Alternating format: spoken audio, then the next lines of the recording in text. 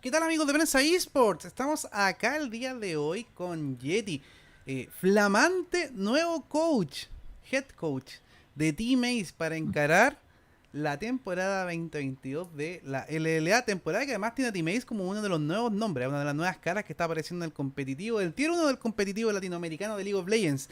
¿Cómo estás, Yeti? Hola, Yana, ¿cómo estás? Muy bien. Aquí recién llegando a la GH, a la ciudad, listo para empezar a practicar.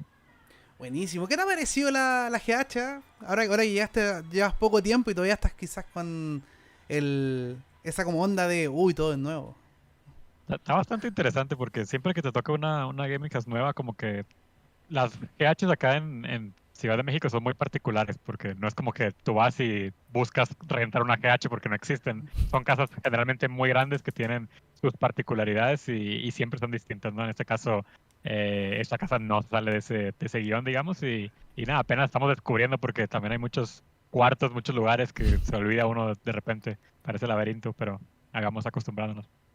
Muy bien, sí. Además, acostumbrándose a un nuevo desafío, ¿ah? Porque tú eras de los que llevaba mucho tiempo en una institución. O sea, que con Isuru saliste campeón en el año 2019. Luego te mantuviste en el equipo 2020, 2021 y hoy estás tomando la decisión de cambiarte de equipo y además un proyecto que, como hablábamos al principio, un proyecto nuevo, un proyecto que está estrenándose en la LLA.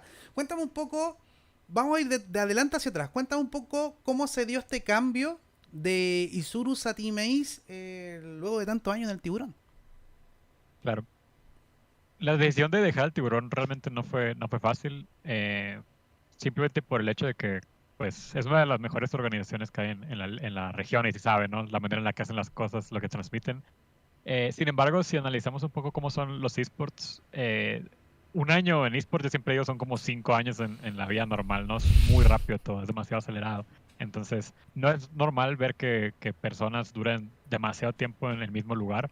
Generalmente cuando pasa, pues señal de que hubo una buena relación de trabajo, hubo buenos resultados, hubo una buena química, ¿no? En mi caso, que estuve pues 3 años en Isurus, ya se empezaba a sentir como esa necesidad de cambiar de aire, ¿no? De cambiar de ambiente, cambiar de jugadores, empezar, digamos, un proyecto de cero, que es algo que nunca se me había dado hasta ese momento. Y simplemente por un tema de un desafío profesional, en el que uno, cuando dura demasiado tiempo en un lugar, no solo en el deporte, sino en la vida, empieza a caer en cierto confort que te limita un poco tu crecimiento, ¿no? Y fue más o menos esa reflexión que hice a mediados del 2021 y ya una vez que terminó la participación de Isurus, pues comenté, hice saber mi decisión y fue completamente apoyada por parte de la organización. Buenísimo, o sea, una salida amistosa, digamos. Convengamos con una Sí, salida claro. amistosa. Sí, no hubo ningún problema por parte de ninguno. Oye, Yeti, cuéntanos un poco cómo fue el 2021 para ti en particular, en términos de resultados. La verdad fue un año difícil. Venías de un bicampeonato en 2019, un 2020 que si bien no lograron sacar un campeonato, igual estaban dentro de los equipos favoritos, jugaron una final en Apertura 2020 incluso. Y 2021 fue un año que en particular los castigó mucho de la Apertura, con un resultado Sí. que hace rato, hace tiempo no veíamos, digamos, en el equipo argentino. Y un clausura donde intentaron, digamos, recomponer un poquito la imagen del equipo, pero que igual queda esa sensación de que el 2021 fue un año más bien oscuro, tirando para negro de Isuru. Sí, en materia de resultados. Y si hablamos tanto de resultados para Isurus y para mi persona como entrenador, de todos los años que llevo, ese ha sido por mucho mi peor año en materia de resultados, ¿no? Eh, Empezó de manera oscura, como dijiste, manera gris, diría. No es ninguna sorpresa que el apertura de Isurus 2021 no fue un roster que embonó. No puedo decir que necesariamente sabíamos qué iba a pasar, que se nos acaba el tiempo, qué pasó. No, simplemente se tomaron malas decisiones, hay que aceptarlo, y no se armó el mejor proyecto posible. Y por eso nos obligó a tener que replantear un poco a mitad de año, ¿no? Poder incorporar extranjeros, que es algo que nunca se había hecho en Isurus, pero las circunstancias, digamos, nos orillaron a una decisión como esa. Sobre todo por el formato que hace séptimo lugar en un torneo, si el otro quedas en sexto, séptimo, vas a jugar relegación. Nadie quiere jugar relegación, es O sea, lógico. Entonces, vimos lo que pasó con Free Gaming. claro, sí, o sea, que es otra situación muy atípica, ¿no? Lo que pasó, pero bueno, pasan en el deporte. Entonces, el objetivo pues era salirse de esa zona, que al menos ese lado se cumplió. Y lo que fue el clausura, realmente siento que pudimos haber sido uno de los mejores equipos, pero por ahí contamos con muy mala suerte de que en el momento más crítico, pues nos atacó el bicho, nos atacó el COVID. Eh, Incluso desde que tuvimos como que esa crisis interna, hasta el momento en que se acabó nuestro torneo, nunca pudimos volver a jugar todos, estar todos en la misma área. De hecho, la serie contra Furious la perdimos jugando cada quien desde su cuarto. Me explico. Ni siquiera Ujú. hubo, durante un mes, 3 semanas, casi un mes, no hubo un periodo en el que pudiéramos ya sentir esa química de equipo, esas interacciones que un equipo sobre todo necesita cuando está entrando a las fases más importantes. Y esto definitivamente, sin quitarle méritos a Furious, que fue justo vencedor, pero sí siento que cuando estábamos ahí en el momento más importante fue cuando pasó eso y no nos queda más que pensar qué hubiera pasado Claro. si no se daba eso, ¿no? Pero al final yo no consideraría que ese split fue un fracaso. Pienso que el objetivo principal, que era no relegar, por lo que había pasado, se cumplió. Y el objetivo de ganar, por ahí no se pudo haber cumplido, pero no considero que haya sido, digamos, un torneo malo, ni mucho menos. O sea, quizás en el sentido de que hubo que recomponer o recalibrar las expectativas. Claro. Pero uno lo que esperaría de Isuru Este, era ese es, ser ándale. como Ese es el mínimo tema. finalista. Digamos que teníamos a los aficionados un poco spoileados, como se dice, los teníamos muy acostumbrados a mucho éxito durante los últimos años, los últimos torneos, y esas cosas pasan. Hay que entender, siempre hablo, a mí me gusta mucho seguir el deporte convencional y Ujú. cuando hablamos de las dinastías como Tom Brady con los Patriots, como los Warriors de la NBA con Kevin Durant, con Steph Curry, Klay Thompson, esos equipos dominan una era 2, 3, 4 años, después entran un periodo de recambios y tuviste la temporada pasada, los Warriors quedaron en último lugar de la liga. Y eso no quiere decir que la dinastía se muera, ni quiere No, decir que para van a volver, nada. que van a ser malos. Para Quiere decir nada. que tuvieron un año de reestructuración. Ujú. Lo mismo le pasó a los Patriots de Belichick, en el que con Tom Brady ganaron todos los Super Bowls, después no calificaron a playoffs, ahorita están en esa reconversión y es normal, solo que en los esports, como digo, que todo es más acelerado, un torneo, un mal año, te hace pensar de que no, que Seiya ya no sabe, que ya no puede jugar, que Yeti ya no sabe lo que está haciendo, que no sé, como que son muchas conclusiones que se sacan porque todo es muy acelerado, pero cuando una persona viene del deporte convencional, como que entiendes un poquito que es válido, Mm. siempre y cuando encuentres la manera de replantearlo en algún punto, ¿no? Obviamente a ti, si empiezas a hilar como jugador, como coach, como organización, 1, 2, 3 años malos, bueno, ahí sí ya estás hablando hay un problema de raíz, ¿no? Claro, Y es lo que tenemos absolutamente. que descubrir con el tiempo. ¿Tú crees que estás dejando entonces este Isuru a este Isuru en un modo de, o lo dejaste, en un modo como de reestructuración? Sí, 100%. Incluso este 2021 pasado fue de reestructuración Ujú. y es un hecho que se tiene que seguir ese proceso todavía. Ellos hicieron pues el proyecto alrededor de Seiya y replantearon prácticamente todo con nuevos viejos conocidos, como se dice, nueva sangre y espero que les vaya muy bien, la verdad, porque por más que en este momento sea un rival dentro de la competencia, tengo mucho afecto por las personas con las que trabajé y por la organización como tal, me sigo identificando y ya en lo deportivo lo separaré, lógicamente, pero siempre va a guardar un lugar especial para mí lo que pasó en Isurus. Oye, ¿y por qué la oferta de Team Ace? ¿Qué te pareció en particular del equipo que te hizo llegar a los naipes?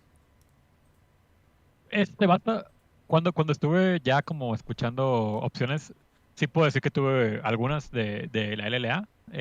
Sin embargo, la de esos de principio como que me llamó mucho la atención, simplemente por lo que ellos habían manifestado el último año, ¿no? Más allá de, obviamente, del 40-0, que es lo más, la historia que todos nos quedamos, ¿no? Sí. Pero, y que eso es lo más obvio, ¿no? Dejemos eso de lado. Un equipo que ascendió deportivamente, es decir, no sé, como que compraron, no se fusionaron, ellos ascendieron deportivamente, se lo ganaron. Eh, y yo considero que un equipo que apuesta tanto, incluso desde la LVP, no va a escatimar en hacer lo que tenga que hacer para ganar. Es decir, a veces los equipos ascienden y o mantienen el roster o por ahí se conforman con no relegar el año Claro. posterior a subir. Y es como que aquí es todo lo contrario. El día uno que Sebastián, el dueño, me habló, me dijo, Yeti, yo te estoy hablando a ti porque yo quiero ganar. O sea, quiero ganar el torneo de una. Vamos a gastar el dinero que haya que gastar, vamos a invertir lo que haya que invertir. Y tienen una filosofía, como lo dice su serie, ¿no? Su serie se llama All In, la que Como por ellos producen, todo, es como que es por una muy todo. buena serie. Y claro, es que es como yo me identifico mucho con ese estilo y desde el principio me llamó mucha atención y sobre todo que me dieron con mucho espacio para poder hacer lo que yo considerara bueno tanto para el equipo como para la casa, la organización en general. Y fue se sintió como fresco, ¿no? Esa es la Ujú. palabra, como un inicio fresco, tanto para ellos con el hambre que tienen, como para mí que en ese querer salirse de la zona de confort, quieres volver a empezar con más ganas que antes. Siento que los dos como encontramos algo que buscábamos de la contraparte. Buena, buenísimo. Oye, y una vez que llegaste, ¿cómo comenzó o inició el trabajo? O sea, cuál ha sido tu sello propio que ya desde el principio comenzaste a imprimirle a la institución? Y cómo eso también fue amarrado a la conformación del roster 2022. Claro, hay que separar dos temas. El primero es, a mí me dieron rienda suelta para escoger los jugadores que yo quisiera, básicamente. Dentro de lo Faker, posible, ¿no? listo. Teammates Faker, Sí, de una. sí, preferiría a Chovy que a Faker, pero Bueno, no. Teammates Chovy. ¿Y qué Sí, pasó? ok. No respondió el teléfono el pobre Eh, Chovy. sí. Entonces, eh, lo primero era analizar con el equipo que ya estaba, qué jugadores tenían el interés de quedarse, qué jugadores querían cambiar, el proceso de renovación. Y al final de cuentas, al mismo tiempo en el que yo empecé a plantear como las opciones que yo consideraba viables, todos los elementos que estaban en Teammates el año pasado como que fueron separándose un poco en sus ambiciones personales, Ujú. lo cual no tiene nada de malo, siento que es algo natural del deporte. eh, y sí pienso que es importante señalar que si yo soy Sebastián, o sea, el dueño, en el momento en el que ascendieron con el proyecto que hicieron, lógicamente lo primero que piensas es, quiero mantener este roster, ¿no? Para el otro año Claro. seguir el proceso, ¿no? Pero al final, si todos los elementos, por una razón u otra, deciden tomar otro camino, tienes que aceptarlo y a sacarlo mejor como una oportunidad. En este caso, no es ninguna sorpresa. El coach Ukir, él tenía ganas de volver a Isurus, él sabía. Eh, y se fue con él. Todos los jugadores, por ejemplo, Tempt, simplemente no le interesaba mucho. Como que desde que básicamente el momento que yo llegué, todos los jugadores ya habían manifestado que no iban a seguir. Entonces, como Ah, que a ya. mí me dicen, bueno, empezamos de cero. Me explico, empezamos de cero y qué jugadores consideras viables. Y eso fue como lo primero que se hizo. O sea, no llegaste a un equipo que quizás tendrías que entrar como a negociar desde la perspectiva de me gustaría que se quedara A, B o C o D porque ya estaba todo decidido al final del día. Tú llegaste a una situación en la que ya estaba más o menos todo decidido. Sí, más o menos. Estaba como terminando ¿Te hubiera ese gustado proceso quedarte con de. alguno? ¿Con alguno de los jugadores? Más allá de lo que pasó al final, ¿te hubiera gustado quedarte con alguno de los jugadores? No sabría decirlo porque al final yo nunca trabajé con ellos. Yo nunca, no los conozco a ninguno, Nah, entonces es imposible saber realmente. Tendría que conocerlos como para poder decir sí, me encantaría, pero no fue el caso. perfecto. Y ok, y comenzaron a armar el roster entonces. ¿Por dónde comenzaron? ¿Latino? ¿Import? ¿Cómo se fue dando? ¿Con quién fuiste hablando? Particularmente para el tema de los import, que sabemos que es todo un asunto, el scouting, que es más complicado que en el caso latino.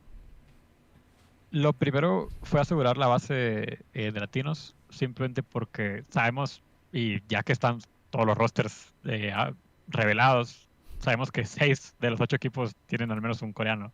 Y eso no necesariamente, yo sé que hay gente que lo critica, hay gente que dice que Sí, dónde está el apoyo. claro. Eso no pasa porque los equipos sean flojos o no les interese, sino simplemente porque en este momento no veo tantas personas que se dediquen a cultivar ese talento. Yo considero que el talento sí existe en Latinoamérica, pero no hay gente que se dedica a Ujú. cultivarlo. Entonces, si en este momento en el que la LLA cuenta con promoción y relegación, y yo me doy el proceso de en mi equipo cultivar ese talento, me va a pasar lo que pasó con Isurus en Apertura.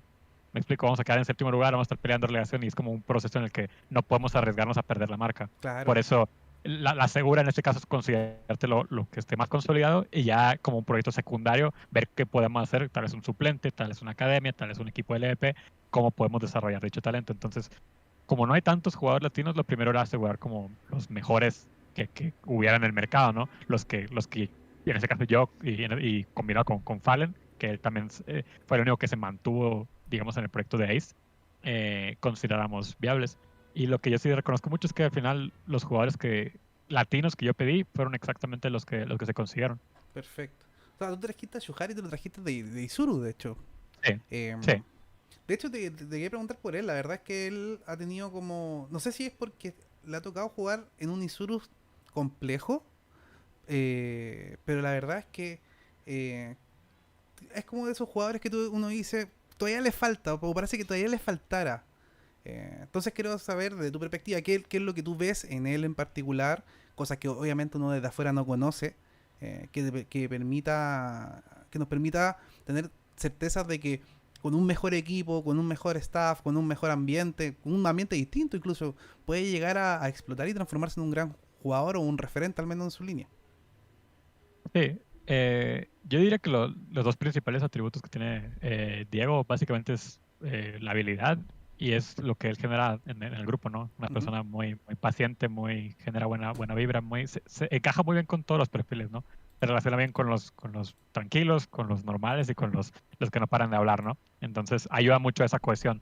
Y si hablamos de habilidad, él los últimos años, 2 años, ha estado en Challenger, en NA constante. No es tan normal que un soporte, al menos en la LLA latino, sea constantemente Challenger. ¿Por qué? Porque generalmente tal vez su nivel es un poquito inferior, al menos en mecánicas, en ciertas cosas. Sí llegan a Challenger, pero no se mantienen ahí. Mm. Y es algo que sí ha logrado. Lo que pasa con Isurus, como mencioné anteriormente, que el roster no estuvo bien armado, y lo digo abiertamente, no le hizo justicia a él Al como jugador. jugador. No fue una oportunidad que él no se iba a ver bien.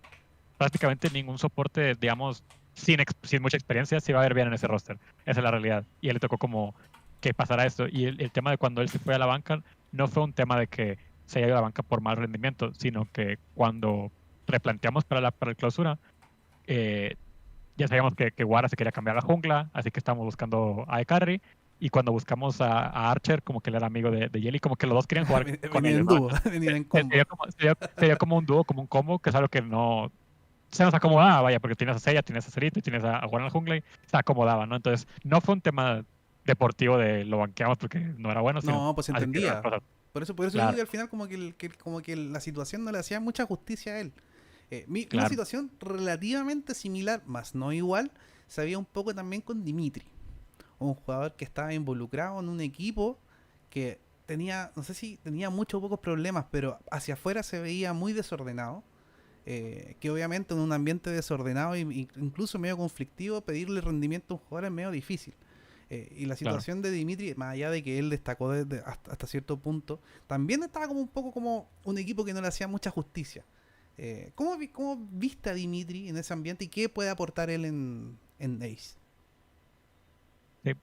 Yo lo primero que hice fue, cuando entré ahí, básicamente fue preguntar por Dimitri, simplemente por dos razones. La principal es también la habilidad que tiene, está demostrada, tanto en solo que como en competitivo.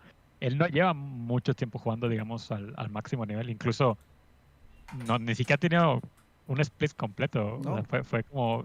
entró de suplente, se consiguió el puesto, venía a jugar el EP y ha crecido muy rápido. Entonces yo siento que es un jugador que ya pasó por la fase inicial de adaptación al competitivo. Ya no es un bebé que le tienes que explicar los horarios, le tienes que explicar las cosas como si fuera algo nuevo. Él ya tiene eso. Y aparte, si tú lo escuchas hablar, lo escuchas desenvolverse, él es muy maduro. Tiene un Mm. mindset tiene 19 años, pero es muy maduro y es algo un perfil que encaja perfectamente con lo que yo busco. Un jugador que todavía no le ha tocado estar, digamos, en un super equipo, todavía no le ha tocado jugar con esa presión. Bueno, sí tuve la presión de la relegación, que es importante, pero me refiero a una presión de ganar campeonatos, de llegar a una final. Claro. Eh, pero sí ha demostrado que tiene la capacidad para hacerlo y la mentalidad para hacerlo. Entonces, simplemente con esos checkboxes, incluso, y lo digo abiertamente porque se sabe, él tenía contrato con Extend durante más años. Sí, sí, po. Se tuvo que comprar la carta de Dimitri. Fue también desafío, pero se tuvo que hacer porque lógicamente nunca vas a firmar a un jugador de 17, 18 años por un año. O sea, tú Claro. lo quieres firmar 2, 3 años para ya sea que hacer tu equipo con él o eventualmente si da el ancho venderlo, que fue básicamente lo que terminó pasando con Exen.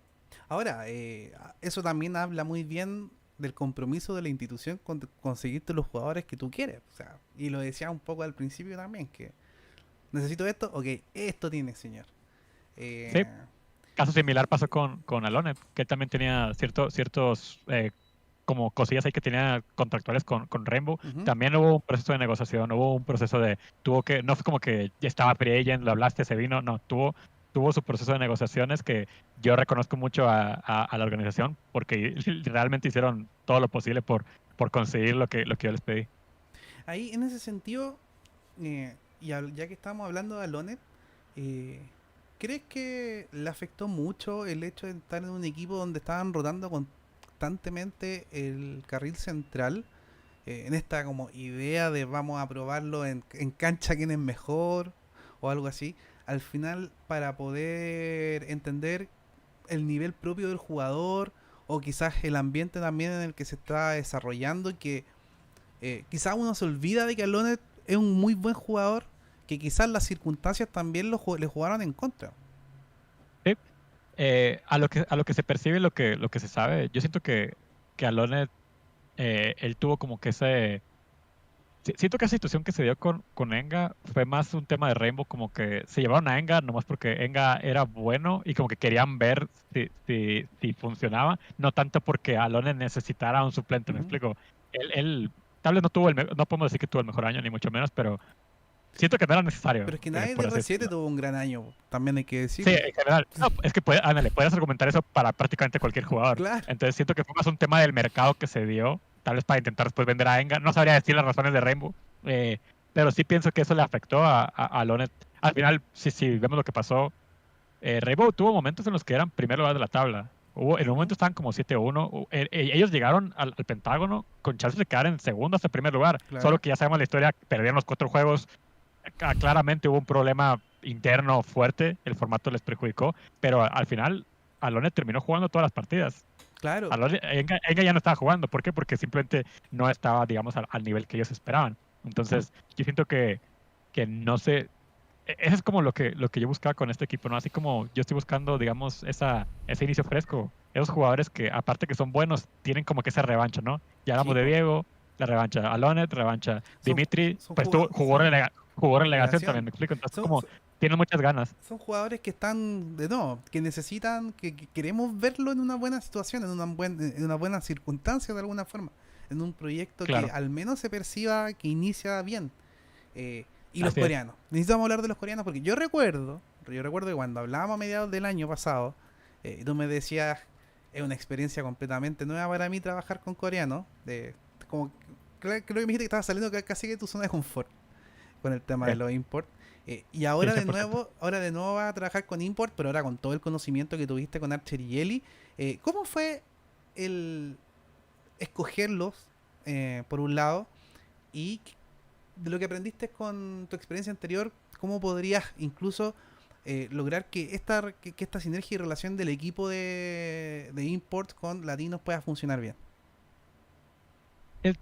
A ver, el tema ese digamos, la mezcla, considero que no es, ¿cómo decirlo? No es algo tan difícil, pero Ujú. siento que no se hace lo que se tiene que hacer, por, por así decirlo. Generalmente en los equipos lo que yo he notado es que cuando tienen coreanos como que se forman bandos, ¿no? Se forma el bando de los coreanos y el Coreanos y bando de los latinos. latinos. Ujú. Eso ha pasado, sobre todo en Isurus pasó un poco, y igual naturalmente también si la botlane, los dos son coreanos, siento que se presta un poquito más para No, que, y el para que pase. Claro, idioma, las claro. culturas. Ah, No, el tema del idioma y la cultura vamos a dejarlo como secundario porque al final ujú, todos juegan LOL, ¿no? Y digamos que el LOL es nuestro idioma, digamos que el LOL es ujú. nuestra cultura. Pero si hablamos de los de esos como sociedades que se forman dentro de un equipo, tú no quieres tener equipos dentro de un equipo. Tú No, quieres po. que los 5 sean como lo mismo, ¿no? Entonces, a veces incluso en la manera de conducirse, a veces uno habla de que los coreanos, no, o sea, digamos sus nombres, me explico, son Five Kids, son Lonely, son Dimitri, son Alonet, son Chuhari, o sea, no son como que latinos y Y extranjeros, coreano. son 5 jugadores que son Nosotros desde la compañeros. semántica ya lo estamos haciendo mal. Claro, y entiendo como en la narrativa es normal, pero internamente nos pasa a los equipos también, y es como lo que nos pasa sobre todo al principio que no tenemos experiencia. El principal aprendizaje que yo tuve, en este caso con Isurus el año pasado, fue cómo, digamos, hacer todo más homogéneo, ¿no? No tener que separar las cosas, sino todos somos jugadores, todos somos parte del mismo equipo y todas las dinámicas. Obviamente, a ver, el tema del idioma sí te hace cambiar ciertas cosas, ¿no? Pero todas las dinámicas que tú hagas que sean integrales, o sea, que todos participen, lo vas a encontrar las trabas las pone uno. Uno dice, no me va a entender, uno dice, no, las trabas las pone uno. Uno puede encontrar la manera, todos son humanos, son jóvenes, juegan LOL, entienden el mismo, o sea, entienden, digamos, lo que tú quieres dar a entender, lo entienden. Y eso es como que lo que principalmente aprendí y ya he empezado a aplicar, digamos, para este nuevo grupo. Sí.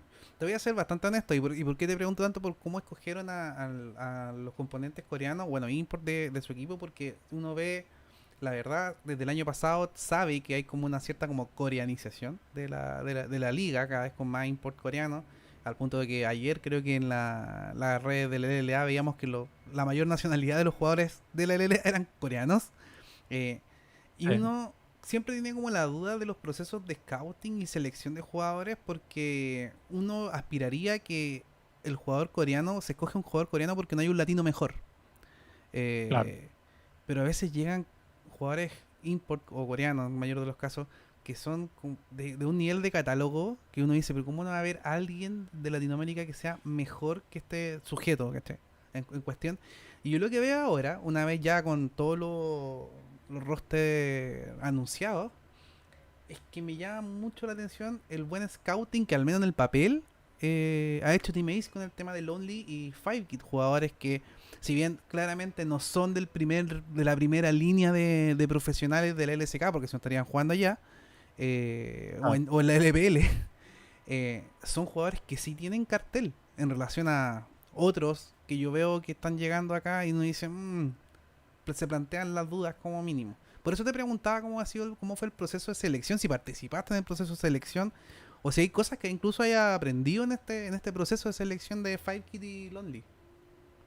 sí, he aprendido un montón de cosas, de hecho, porque incluso, por ejemplo, en el caso de Isurus con Archer y Ellie, yo no me involucré en el tema del perfil, ¿no? Pero ya las, digamos, negociaciones, temas Ujú. de ese tipo de cosas, 100% las hacía Igor, que es como el experto, ¿no? en eso.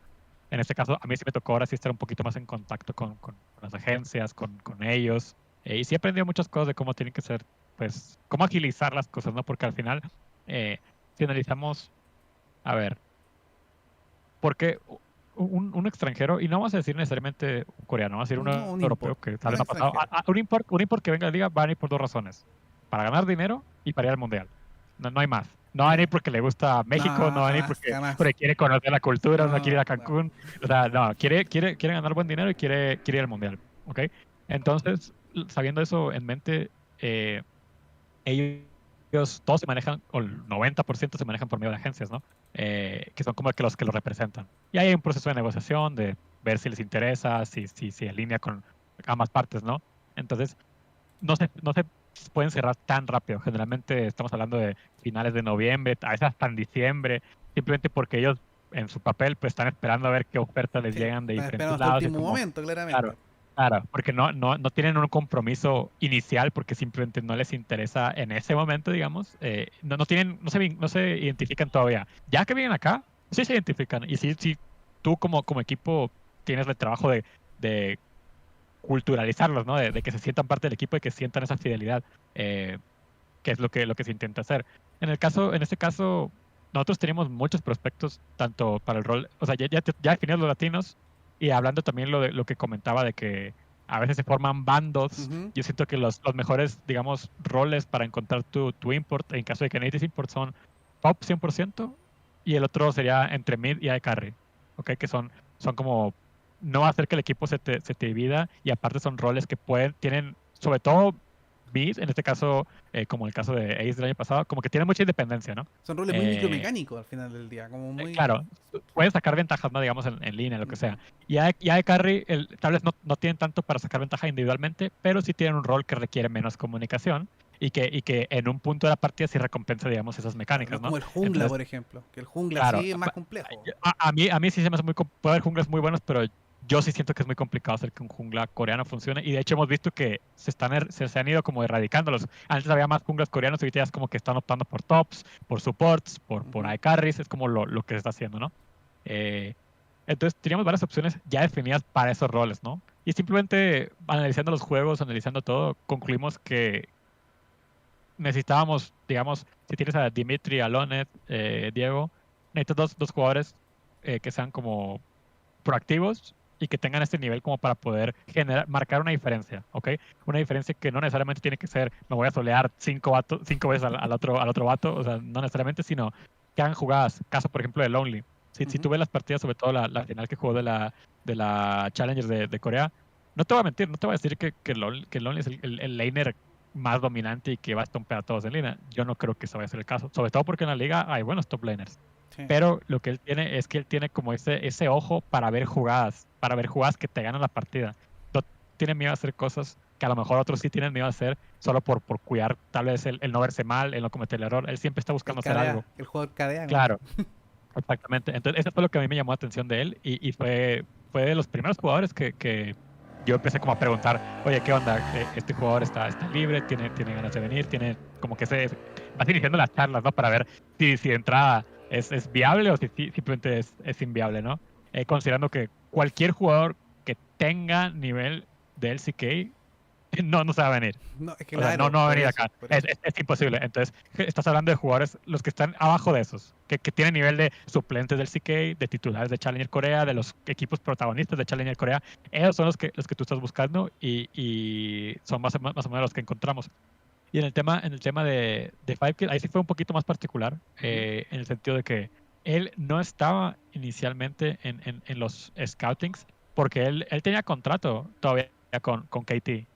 Lo que a mí básicamente fue así. Yo tenía 2, 3 opciones, estábamos trabajándolas y un día me comenta una gente que este jugador estaba buscando opciones. Entonces yo automáticamente ya conocía el nombre, no lo ubicaba así ya, digamos, exactamente, pero yo conocía el nombre, entonces lo empecé a ver y fue como que dije, ok, detengamos todo, vamos por este es mejor que cualquier otro que tengamos. Y si tú analizas lo que pasó con él empezó compartiendo un puesto en Challenger con KT, ¿ok? Compartiendo un puesto.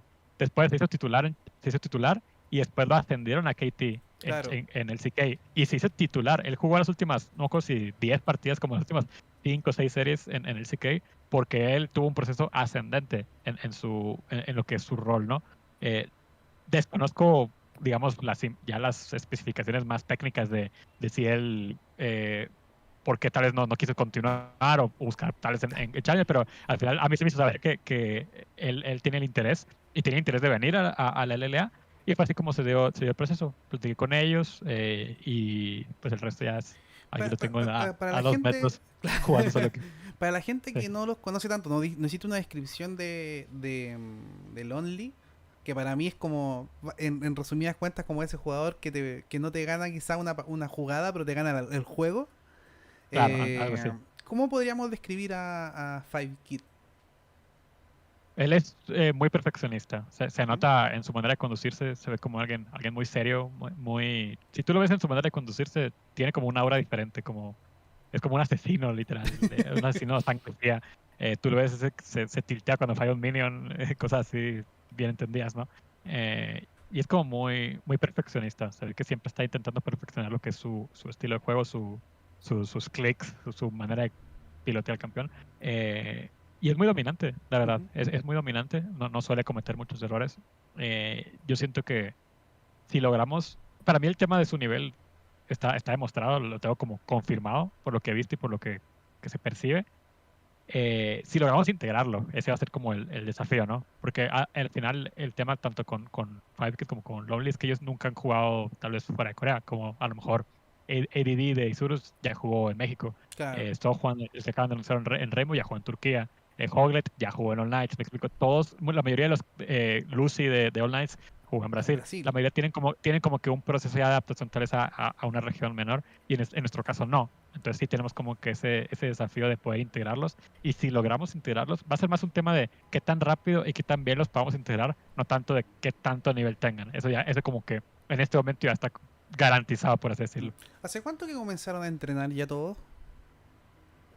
No, apenas hace un par de días terminamos de llegar vamos a empezar apenas los scrims. Todavía no hemos Ah, scrimido. ya, perfecto. Pero al menos jugar entre ustedes, digamos, dinámicas. Sí, sí, ¿Cómo has claro. percibido, al grupo curso, como le diríamos? ¿Cómo has percibido a este grupo? ¿Se puede hay opciones, ves la posibilidad cierta de una integración que te permita decir, este es un equipo de 5 personas, más que 5 jugadores por separado que se juntaron a competir.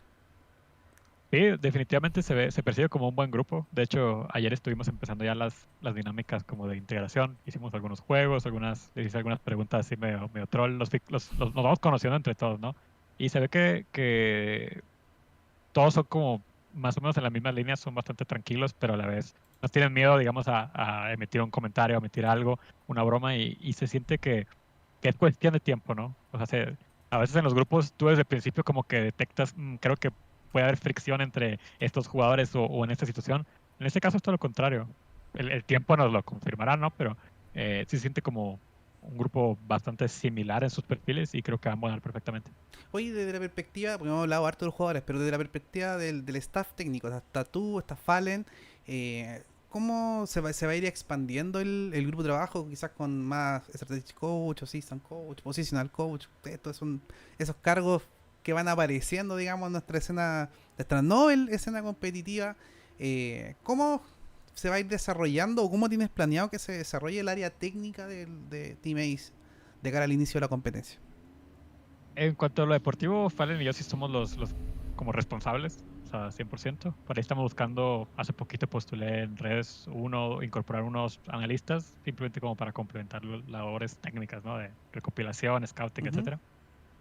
Y sí tenemos, no puedo decir en este momento que ya lo tengo porque sería una mentira, pero sí queremos incorporar a alguien en el rol de performance coach, que es algo que siento que hace mucha falta en la región y es algo que me gustaría incorporar, que ya estamos trabajando un poco con eso, pero será cuestión de tiempo, ¿no? También para hacerlo. ¿Qué realiza el performance coach? Para tenerlo más claro, digamos. Sí, es que luego les cambian los nombres. Ahí No todos los sé. le ponen coach de todo y ya ni siquiera, si tú vas a Wikipedia a ver los roles, ves en Europa, en Fnatic, o sea, en G2, en Corea, ninguno coincide. Todos tienen, el staff, todos tienen puestos diferentes que ni siquiera sabías que existía. Es como que fue como muy, yo les diría, honorables los nombres, como son solo por Claro, mención. simbólicos, nombres simbólicos. Simbólicos, claro, sí, esa era la palabra que estaba buscando. Son simbólicos.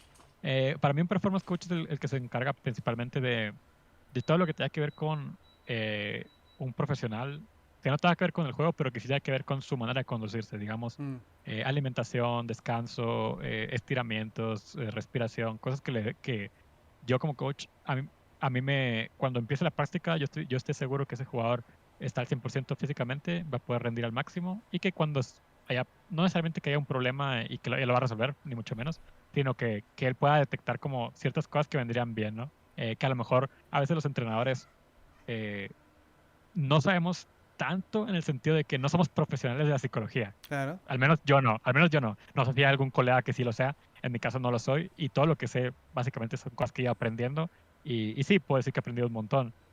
Sin necesidad de, en este caso, de haber estudiado, pero nunca va a ser lo mismo eso que tener un profesional que se dedica a eso y que su único trabajo es ese, ¿no? Eh, y que se perciba como una figura extra autoridad para los jugadores, que sea como que no tenga que ver con el juego como tal. Mm, perfecto. Ese sería como quizá el elemento que más te hace falta en este minuto. Yo pienso que sí, yo pienso que sí sería. Perfecto.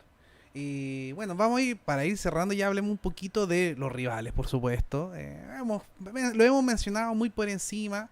Lo cierto es que Team Ace tiene la responsabilidad de dar una muy buena cara en su estreno en la LLA y se enfrenta con una competencia que primero a nivel internacional la verdad es que se ha visto bastante decaída. Los resultados internacionales, digamos, han hablado por sí mismos. Pero al mismo tiempo internamente pareciera que la competencia se ve más, valga la redundancia, competitiva entre los equipos. Creo que probablemente hay 5 o 6 equipos que se ven bastante similar y con posibilidades ciertas. Y quería conocer tu diagnóstico también viendo solamente nombre por nombre, porque obviamente cuando hagan los scrim y vean, inicien los entrenamientos, van a tener más como certeza respecto de los niveles. Pero nombre por nombre, viendo los rosters, viendo los staff técnicos, etcétera, eh, ¿a quienes ven como potenciales rivales? ¿Quiénes quizás se van a quedar un poquito más atrás, al menos en esta primera mitad de año? Mm, sí se ve bastante similar el nivel. En lo personal yo sí considero que en este caso Estral debería ser el favorito simplemente porque llegaron a la final. Y yo ya lo mencioné en mi stream. Para mí en la final era el mejor equipo. Simplemente Infinity les ganó, pero Estral era el mejor equipo. Eh, y conservaban al roster. Por ende, Ujú. tiene que ser el favorito. Incluso, en mi opinión, por encima de Infinity, que tiene que pues, adaptar un poco las incorporaciones que hicieron. Pero sigue siendo como de los top, ¿no? Eh, considero que todos los equipos se hicieron un buen... No veo ningún equipo que digas, ese equipo, la verdad, se ve complicado. Lógicamente, eh, yo sé que sí, hay gente que señala a Globant, gente que señala a Extend, gente que nos señala a nosotros. No sabría decir, creo que realmente está abierto como para lo que sea. Entonces, no te sabría decir cuáles son los que se van a quedar abajo, ni mucho menos.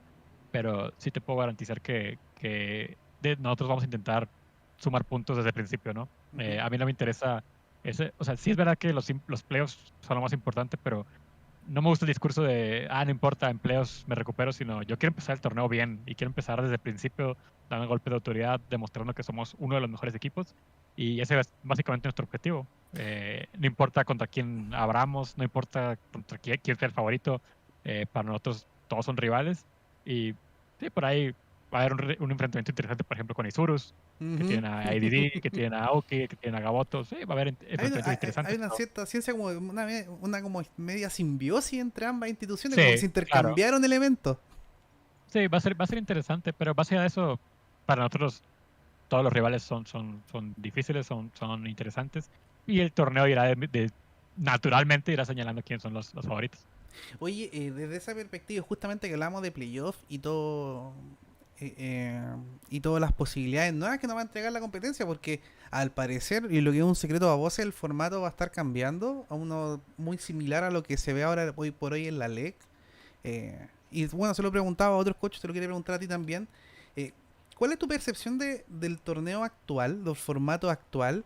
Eh, y cómo podría funcionar un formato como el de la LE con loser bracket, etcétera, en una competencia como la nuestra.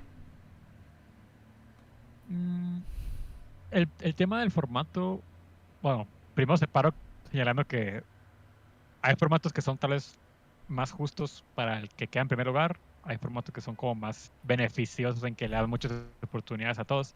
Al final, para mí es irrelevante, ¿no? A mí me interesa ganar y todos los formatos como que dan igual, quiero ganar a todos, pero señalando ya las diferencias que hay, desde lo competitivo y si analizamos el concepto de liga, yo no soy tan fan de los formatos que recompensen, digamos, demasiados puestos en playoffs. Por ejemplo, Ujú. en LEC, no recuerdo si creo que son 6 equipos en playoffs, De 10, con loser bracket, de pero de 10. 10. O sea, Siento que 6 de 10 todavía entra en los parámetros eh, bien, simplemente porque los equipos que quedan arriba tienen un incentivo claro. por haber quedado arriba. Los equipos de abajo le das como que una segunda chance, pero si pierden están fuera de una. Y los demás equipos no calificaron, ¿no? Si habláramos de un torneo de 8 equipos con 6 en playoffs, siento que de alguna manera Mucho estás premio. desprestigiando un poco la liga, ¿no? O sea, porque Ujú. al final es como que tienes partidos durante 2 meses que al final no son tan relevantes porque al final lo que importa es entrar a los playoffs y siento y no recompensa tanto tal vez si del 1 al 4 tienen exactamente el mismo incentivo por haber quedado en los primeros 4 lugares, siento que no, como que desprestigia un poquito el concepto de liga. Es como Claro. mi manera de verlo. Entiendo las bondades que puede tener y que puede ser muy emocionante la semana de playoffs, las Las semanas que dure playoffs. semanas. Sí, las semanas que dure playoffs. Simplemente no soy, digamos, el mayor fan de ese tipo de Claro, formatos no, en una liga de sí, 8. estoy de acuerdo. Quizás más que ver en cantidad específica, habría que verlo como en términos de porcentaje. O sea, que el 80% de tus participantes tengan opción de playoff. La verdad, de verdad que hace irrelevante la primera etapa del torneo, al menos, o la etapa previa a playoff, quizás. En términos de porcentaje tendrías que establecer que al menos, no sé, el 40% o el 50% pueda clasificar a playoff, independiente de la cantidad de equipos que tiene. Por eso como que era de repente, porque si tenéis 8 equipos, significa que 4 solamente irían a pasar a playoff. O si tenéis 10 equipos, 5 o 6 como el caso de la LEC, no sé. Va dependiendo también Sí, mucho del formato posterior de playoff. Sí, Es, igual es imposible darle gusto a todos. no, Siempre va a haber gente que claramente, le gusta claramente. algo. No, no, yo Es sé, imposible. no, También tienes que cuidar las métricas del sí, espectador, de sí, la liga, de los horarios, como que son sí, muchas cosas, no, no es así sí. nomás. Aquí hay gente, no, si hay gente que cree que podemos tener VO3 4 días a la semana, o sea, cosas que son medio difíciles, la verdad. Ujú. Eh, Igual, yo siento que también lo que pasa en la liga va a justificar un poco. Maybe Ujú. hay esos equipos muy parejos, ¿no? Y a lo mejor es agradable ese formato en caso de que sea así y nos termine beneficiando a todos. Puede que no. Entonces, siento que está bien, igual está bien variarle. Ujú. Siempre había sido un formato, creo que 2 años el que teníamos y siempre es Sí. bueno ir cambiando un poco para ver qué pasa y darle como una frescura, digamos, al torneo. Oye, pero ¿y la posibilidad de jugar más series? Porque la verdad es que además nuestro modelo actual, nuestro formato actual te hacía jugar muy pocas series. Sobre todo, por ejemplo, si terminabas primero, salías campeón jugando un mejor de cinco. Eh, Claro. y ese era todo tu entrenamiento, o toda tu preparación, digamos, a una instancia donde para llegar, ya sea MSI, ya sea World, da lo mismo, para llegar a fase de grupo tienes que jugar mejores de 5 o series, Claro. digamos, que se vayan desarrollando a lo largo de una cantidad de horas establecidas contra los mismos rivales, digamos. Eh, era poco competitivo, era poco competitivo o privilegiar demasiado el espectáculo este formato actual. Mm, No, yo considero que está bien en el sentido de los best of fives me hacen bien porque yo sí pienso que el que queda en primer lugar merece una recompensa como llegar a la final. Pero de Se una me hace compensa justo. directa. Eh, sí, o sea, en las ligas deportivas de cualquier deporte, o sea, por ejemplo, en el fútbol de España, de Inglaterra, lo Ujú. que sea, el que queda en primer lugar queda campeón. Ni siquiera existen los playoffs. Ahora, Sí, sí. a mí o sea, nos gustan los playoffs, está bien, entiendo eso, pero para mí sí si tú, se llama Liga Latinoamérica, Ujú. me explico. Si tú estás adoptando un formato de liga, tiene que haber recompensa para el que gana la liga, porque los playoffs son como una segunda fase de una liga, ¿no? Sí, Porque sí. ya competes contra todos. Entonces, por eso yo sí soy partidario de recompensar al que queda primero o a los primeros dos. Igual veo lados buenos. A mí el lado en el caso del loser bracket y que haya más series, se me hace muy bueno, muy competitivo también, muy agradable como entrenador. Me gusta, nos gusta a todos. Lo único que no me gusta, tal vez más del lado del espectador, porque a mí lo único que no me gusta de la LEC, por ejemplo, es ver las series repetidas. Eh, a Ah, lo mejor sí ya. puede pasar que a lo Sí. mejor G2 contra Fanatics se van a 5 juegos siempre. Bueno, esa la quieres ver 10 veces, está No, bien. claro. Pero luego hay otras series que ya sabes que van a terminar 3-0, 3-1, como que ya les ganaron y no ves chances de que se cambie el resultado, como que no te dan Ujú. muchas ganas de volver a A verlo, ¿no? verla, En un sí. periodo de una semana, ¿no? Es como el único asterisco que le pongo. Pero más allá de eso, se me hace perfecto. Habría que ver quizás la estadística de cuántas veces ha pasado. Creo que en Rusia, por ejemplo, ha pasado eso, lo que tú comentas. Pero en otras competencias, incluso series se han dado vuelta. Una serie que ganó un equipo, después la ganó el otro, otra vez del loser bracket. Habría que ver la estadística para ver si tienen, entre comillas, como asidero. Pero al final no deja de ser un detalle en la conformación de una liga y tú mismo lo dijiste. No podemos dejar a todos contentos tampoco. Sí, es Así que, imposible. así que por eso. Yeti, para ir cerrando. No te voy a preguntar las expectativas porque claramente quieres ser campeón. ¿Cuál es el mensaje o qué podrías prometernos que va a entregar Ace desde una perspectiva de identidad dentro de la grieta? ¿Qué es lo que le quieres imprimir al equipo? En materia de identidad, lo principal es, o sea, ser muy, muy sólidos, muy consistentes y sobre todo, ¿cómo decirlo? Hacer cosas que tal vez no son tan convencionales en el sentido de que no sea como que las partidas de Ace van a ser igual que las demás partidas. Me Ujú. explico, que siempre va a haber, tú sabes que cuando juegue Ace va a haber algo diferente, ya sea en tema de campeones, ya sea en tema de estrategia, ya sea en tema de el nivel al que se está jugando, de la manera en la que se viva, tanto en redes sociales, previo a la partida, después de la partida, todo eso que va, como decía al principio, es un equipo nuevo en la LLA, como que tiene que pagar ese derecho de piso. Ujú. Y la manera en la que lo vamos a hacer es creando ese valor para el entorno, no solo deportivo, sino también, digamos, hacia afuera, hacia los fans, que los fans son la razón de por qué estamos aquí. Si no hubiera gente, si no hubiera consumidores, no seríamos profesionales como en cualquier deporte. Y al final, siento que sí le vemos como por más que uno siempre va a cuidar el resultado y va a hacer lo mejor que pueda hacer con tema de Champions y demás, sí hay maneras de crear esa expectativa, ¿no? De darle ganas al aficionado de que vea la partida por una u otra razón. Y eso es lo que yo me comprometo a hacer con ese equipo. Se me olvidó preguntarte algo súper cortito. ¿Has visto la Demacia? ¿La de No sé Cop? ¿Mm? ¿O qué cosa? No, si la has visto, si has visto algo de la Demacia Cop o de... Ah, sí, sí, sí. Te O sea, pregunto sí, porque... sí, sí, sí, sí, un poco. Sí, te pregunto porque ahora quería saber más o menos cómo recibes o recibe, digamos, el equipo los últimos cambios que ha implementado Riot en el juego. Principalmente dos. Los dos nuevos dragones. Y las recompensas de oro que está entregando por ciertos objetivos. Eh, no sé si Sí. has podido o ver ese tema o analizar un poco más en profundidad ese tema de cara a la competencia. Siento que son cosas, están como en la brecha en la que, digamos, son importantes, pero no te cambian la esencia del juego. Ujú.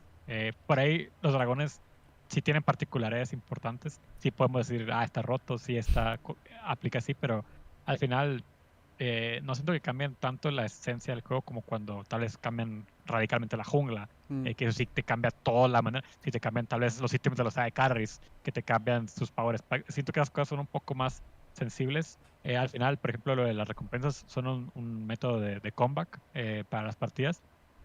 Sin embargo, al menos en lo que yo he visto, generalmente para que se dé esa condición tiene que haber mucha disparidad, ¿no? De dinero y recursos entre los dos equipos. Y generalmente cuando se hace esa disparidad, ya es muy probable que ese equipo termine ganando la partida. Al menos es lo que a mí me ha tocado ver. No, ya. no sé si el tiempo me va a corregir y si va a haber muchos comebacks, no sabría decirlo, pero eso es lo poquito que he podido percibir. Perfecto. Bueno, amigos, estamos con Yeti, head coach de Team Ace, el equipo que se estrena en la LLA junto con Globan, el equipo que se estrena en la LLA 2022. Yeti, palabras finales que les quieras comentar a los fans de Ace, que no son pocos, son bastante y bien ruidosos, así que, ¿qué palabras les puedes compartir a los fans de Ace de cara al inicio de la competencia? Que no se preocupen, que vamos a seguir el buen camino que se tuvo el año pasado. No puedo prometer que ganemos 40 42-0. partidas. Eso no lo puedo asegurar. El nivel de competencia aquí es un poco más elevado, digamos. Pero sí les puedo prometer que vamos a seguir ese camino y pues, que se vayan subiendo al barco todos los que se sientan dignos de subirse al barco de Ace. Perfecto. Muchas gracias, Yeti, por el tiempo para la entrevista. Y nosotros nos vemos en la siguiente entrevista de esta serie de entrevistas a los equipos que van a estar participando en la LLA 2022. Que estén muy bien, amigos. Nos vemos. Adiós.